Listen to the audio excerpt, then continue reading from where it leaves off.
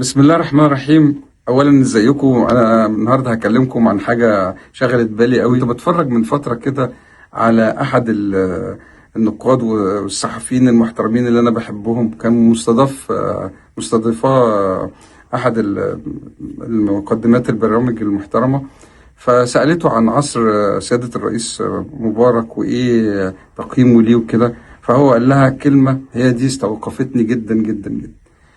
قال لها يكفي ان هو ما باعش الارض.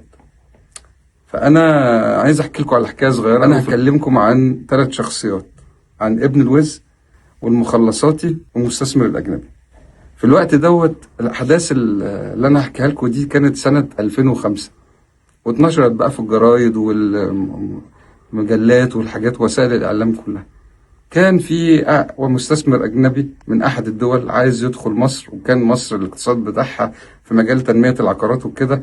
كان سيادة الرئيس مبارك عامل انغلاق شوية على الشركات المصرية، ومقفل الموضوع ده مقتصر على على المطورين المصريين والحكومة. فكان بوابته ان هو يدخل، ان هو يدور على الشخصية اللي ممكن المخلصاتي ده وابن الوز عشان يقدر يدخل جوه مصر. فعمل ايه بقى؟ جاء المخلصاتي دوت، كان راجل شخصية مرموقة في الوقت دوت، بيشتغل في مجال لطيف كده من مجالات رجال الأعمال. وعمل أسس مؤسسة، غرفة من أحد الغرف التجارية القوية، جمعت رجال الأعمال التابعة لدولة كبيرة، وعمل علاقات. حصل تزاوج ما بين المال والسلطة، رجال الأعمال والسلطة. فالاندماج الجميل ده رأى فيه المستثمر ان هو ممكن يهمس في اذن المخلصاتي ان هو يخلص له الموضوع مع السلطة، ويعرف يدخل مصر بطريقة حلوة كده وجميلة ومحترمة. فعملوا ايه بقى؟ جاء باشا المخلصاتي أسس شركة هو والمستثمر الأجنبي، شركة مصرية بصفته هو مصري، وخد نسبة صغيرة جدا للمستثمر الأجنبي فيها. وهو بقى المستثمر المصري ظهر قدام الدولة بكيانه، بحفلاته، ببرستيجه، بسيجار بتاعه المحترم الجميل، وبدأ يتناقش ان هو هيخش يدخل مجال التطوير العقاري والتنمية السياحية وكده. فراح مؤسس الشركة ديت، رأس مالها 10 أو 15 مليون جنيه في الوقت دوت. وتقدم زي أي مصري شريف ومحترم إن هو يستثمر في الأراضي. عايز حتة أرض في الساحل الشمالي، وعايز حتة أرض في المقطم، وحتة أرض في التجمع الخامس كبيرة عشان هعمل بقى كومباوندات وهعمل نهضة. المهم طبعا نتيجة التزاوج ما بين المال والسلطة في الوقت دوت قدر يحصل على الأراضي ديت.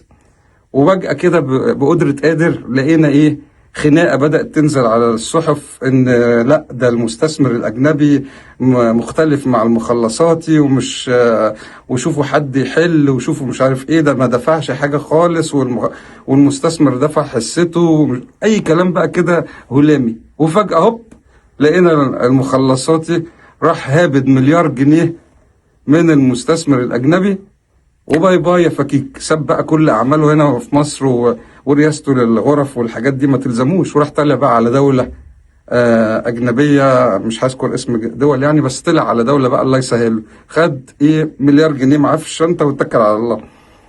حولهم بقى ولا عمل ايه؟ ما اعرفش عمل ايه من المستثمر.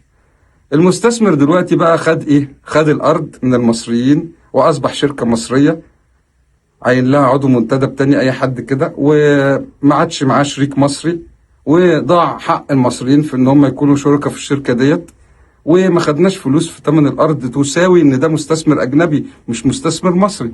الى جانب ان المستثمر المصري بيبقى جاي بياخد حوافز استثمار لانه مصري، بياخد تسهيلات على الدفع في الاراضي، وبتبقى تسهيلات كبيره. في الوقت دوت كان في حاجات كتيره جدا لاي شركه استثمار واي مواطن مصري عايز يبني ويعمر في البلد. فاصبحت الشركه دي حصه المصريين فيها زيرو، ملناش ولا سهم فيها، بسبب المليار اللي الباشا خده وحلال عليه وطار بيه بقى، خلع. بس انا كده. وراح في النهايه بقى ظهر مين؟ الحلقه ال30 راح ظاهر كرسي اتلف وظهر لنا المستثمر الأجنبي إن هو صاحب الشركة المصرية لوحده بعد ما خرج الشريك المصري. بس قبل ما ينزل تتر النهاية ده حابب أقول لكم على حاجة واحدة بس، استنوا بقى. جاء بقى الرئيس السيسي لما مسك الدولة ولما حب يعمل استثمار بالشكل دوت، ما عملش الطريقة دي، رفض كل الطرق الملتوى ديت، عمل صفقة زي محترمة زي صفقة راس الحكمة. دي صفقة تمت بأمور مختلفة خالص، صفقة ما بين الحكومات، صفقة طبعا أنا معاكم، نسبة الحكومة المصرية دي العيب الوحيد إن نسبتنا فيها قليلة، بس إحنا شركة في شركة مدن دي العالمية، وشركة أسست طبقا لقوانين الاستثمار المصرية وبتشتغل بتقنية عالية جدا، الدولة المصرية والدولة الإماراتية حاطين جهودهم مع بعض جامدة جدا، ومصر عاملة متابعة لكل خطوات التشييد والبناء والكلام من ده، وحضرتك شريك كمصري في الشركة ديت بنسبة، إلى جانب إن مصر حصلت على قرابة ال 32 مليار أو 35 مليار دولار فورا، خدت منهم جزء كان ودايع في البنك المركزي 11 مليار و24 مليار كاش في البنوك. فطبعا صفقة رائعة، وطورت صحراء كبيرة، جزء كبير على البحر المتوسط، صعب جدا علينا في المرحلة الراهنة ان احنا كنا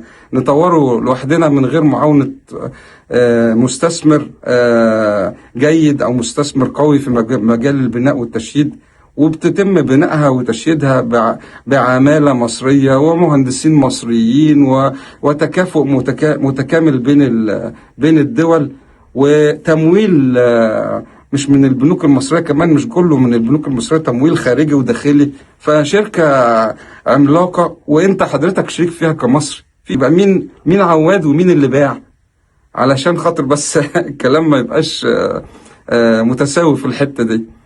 وانا عايز اوصلكم لنهاية واحدة بس، ان الاستثمارات اللي بتتم في الوقت الحالي لا ما تخافوش خالص، لانها بتتم تحت رعاية الدولة، وبيبقى فيها أجهزة الأمن والجيش والشرطة، والناس اللي حاربت وفقدت أعزاء، واللي فقد زميله. أنا ليا واحد صاحبي ضابط جيش بيحكي لي إن هو كان ماشي وهو واحد صاحبه زميله ضابط ماشيين في الصحراء في حرب 73، وفجأة كده لقى صاحبه عمال يتهزز وبتاع، فبيقول له أنت مالك بقيت خرع كده؟ بيبص جنبه لقى راسه طارت من قذيفة ضربت في قذيفة جات له أثناء الحرب. الناس اللي بالكفاءة وبالقوة ديت وبالولاء ده، وبيروح يضحي بحياته عشان الأرض والبلد، ما أعتقدش إن هو يبيع البلد أبدا. وأتمنى إن العقيدة دي تكون عندكم كلكم يا مصريين. مش عايز أطول عليكم، شكرا، وأتمنى أن يكون حديثي ذو جدوى بالنسبة لكم. شكرا.